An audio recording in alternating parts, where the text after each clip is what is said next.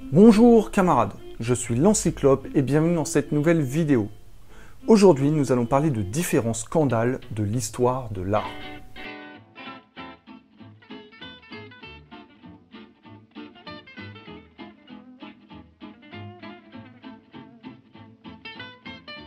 On va commencer avec la petite danseuse de 14 ans.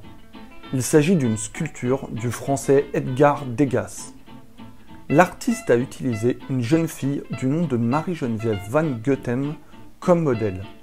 Il s'agissait d'une danseuse de l'Opéra de Paris. Il y eut plusieurs raisons pour lesquelles cette œuvre a fait scandale. Tout d'abord, la jeune danseuse se prostituait depuis quelques années. Ensuite, les critiques d'art reprochèrent à Degas de créer le malaise, en jouant sur la réputation sulfureuse des jeunes danseuses de l'Opéra de Paris. Certains évoquent le fait que le regard de la jeune fille serait un regard vicieux. On continue avec le portrait de Staline par Pablo Picasso. Nous sommes en 1953. Joseph Staline vient de mourir. Le poète français Louis Aragon, cadre du journal communiste Les Lettres françaises, souhaite mettre un portrait de Staline en une du journal. Pour cela, il commande un portrait à un autre artiste communiste, Pablo Picasso. Le télégramme de la commande envoyée à Picasso disait « Fais ce que tu veux ». Le peintre dessine alors au fusain un Staline jeune, avec le regard un peu vague. Un portrait très éloigné des photos et affiches officielles. Les lecteurs sont choqués de cette représentation du petit père des peuples. Et la direction du PCF, le Parti communiste français, qui est propriétaire du journal, ordonne à Aragon et Pierre Dex, le directeur de publication, de présenter leurs excuses. Ce scandale sera tel que c'est tout le Parti communiste français qui en sera ébranlé. Devant l'ampleur de cette affaire, Picasso prendra ses distances avec le parti, non sans avoir déclaré « S'il y avait représenté Staline tel qu'il est devenu, avec ses rides, ses poches sous les yeux, ses verrues, tu peux les entendre hurler. Il a défiguré Staline !»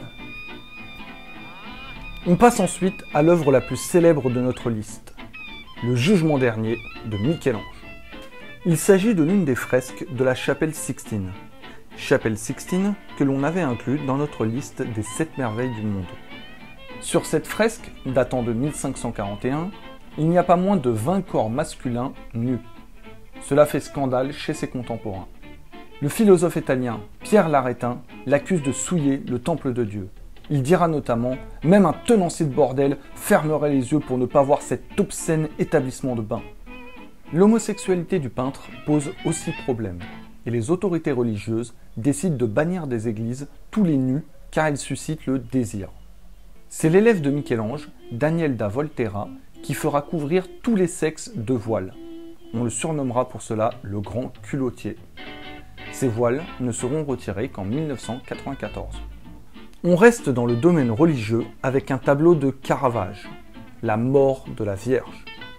Michelangelo Merisi, dit Caravage, a achevé ce tableau en 1605. L'œuvre a été commandée pour la chapelle de l'église Santa Maria della Scala de Rome. Ce tableau causera un énorme scandale. En cause évidemment, une représentation de la Vierge Marie trop humaine. Elle ressemble trop à une femme comme une autre sur ce tableau. Or, la Vierge Marie était toujours représentée comme un être presque divin, avec une beauté parfaite. Elle est de plus habillée à la mode vestimentaire du XVIIe siècle. Le tableau est donc considéré comme obscène et blasphématoire. Par conséquent, le clergé refuse son tableau. Le peintre français Nicolas Poussin déclara « Je ne regarde pas. C'est dégoûtant. Cet homme-là est venu sur Terre pour détruire l'art. La laideur de ses peintures le conduira en enfer. » Toujours dans le même domaine, le repas chez Lévy. Il devait au départ s'appeler la Cène, car il représentait le dernier repas de Jésus avec ses apôtres. Le tableau sera signalé à l'Inquisition qui convoquera le peintre. Il sera accusé d'impiété, car son tableau prend certaines libertés avec la représentation habituelle de la scène de la Seine.